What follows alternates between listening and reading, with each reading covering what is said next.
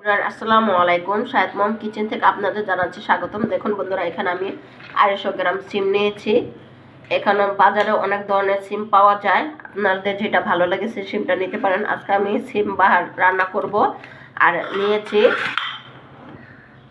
বাদাম, নিয়েছি সর্ষে। এখানে আমি 2 ধরনের সর্ষে নিয়েছি, হলুদ আর কালোটা নিয়েছি। আর নিয়েছি কাঁচামরিচ। যেহেতু আমার এই মরিচগুলোর ঝাল না, এই জন্য আমি একটু বাড়িয়ে নিয়েছি। যে কাঁচামরিচগুলোর ঝাল আপনারা 2-3টা নিতে পারেন, কোনো সমস্যা নেই। এখন আমি সিলগুলা কেটে নিব। ঠিক আমি মাঝখানে এই আবরণটা তুলে নিয়েছি। আর সিমটা আমি আস্তে আস্তে করে নিচ্ছি, মাঝখান থেকে কেটে দিই না। আপনার ছেলে মাঝখান থেকে কেটে দিতে পারেন। আমি আস্তে করে সিম বাহারটা রান্না করে দেখাবো আপনাদের।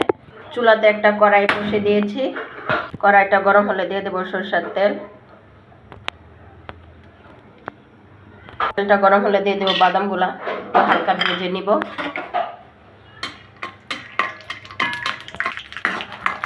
বাদামটা ভাজা হয়ে গেছে, এখন আমি নামিয়ে নিব।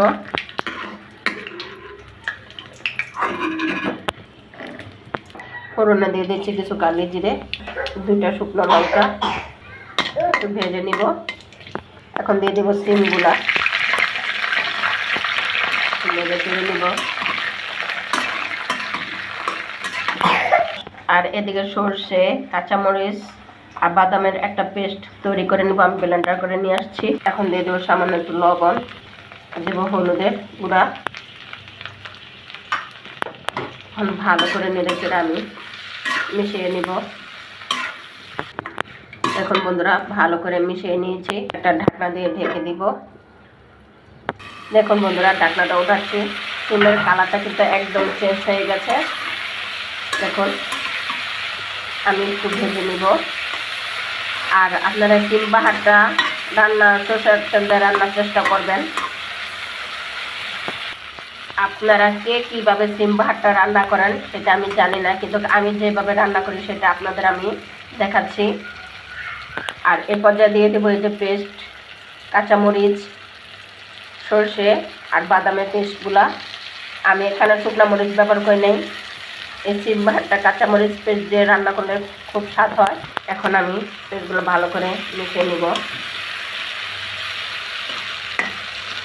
ভালো করে মিশিয়ে নিয়েছি। দেখুন বন্ধুরা, কত সুন্দর হয়েছে, কালারটা কত সুন্দর। আর এখানে অর্ধেক কিন্তু সিমটা সিদ্ধ হয়ে গেছে। এখন দিয়ে দিব ব্লেন্ডারের বাটি ধুয়ে রাখা পেস্ট পানি। দেখুন বন্ধুরা, এখানে আমি কতটুকু পরিমাণ পানি দিয়েছি, এর থেকে বেশি দেওয়ার দরকার নেই। কিন্তু সিমটা অর্ধেক সিদ্ধ হয়ে গেছে, বাকি অর্ধেক সিদ্ধ হবে এখানে পানি দিয়ে। এখন আমি একটা ঢাকনা দিয়ে ঢেকে দিলাম। এখন আমি ঢাকনাটা উঠাচ্ছি। দেখুন বন্ধুরা, সিমগুলা কিন্তু সিদ্ধ হয়ে গেছে। এখন আমি জাস্ট নেড়ে চেড়ে একটু শুকিয়ে নিব। এখন দিয়ে দেবো সামান্য কিছু চিনি, যাতে স্বাদের ব্যালেন্সটা ঠিক থাকে। আপনারা চাইলে দিতেও পারেন বা নাও দিতে পারেন। দেখুন বন্ধুরা, আমার সিম বাহারটা কিন্তু প্রায় হয়ে গেছে। এখন শেষে দিয়ে দেবো কিছু ধনিয়া পাতা কুচি, নেড়ে চেড়ে মিশিয়ে নিব। এখন উপরে কিন্তু তেলটা ভেসে উঠেছে, কি সুন্দর হয়েছে সিম বাহারটা। ঠিক এভাবে আপনারা বাসায় ট্রাই করবেন।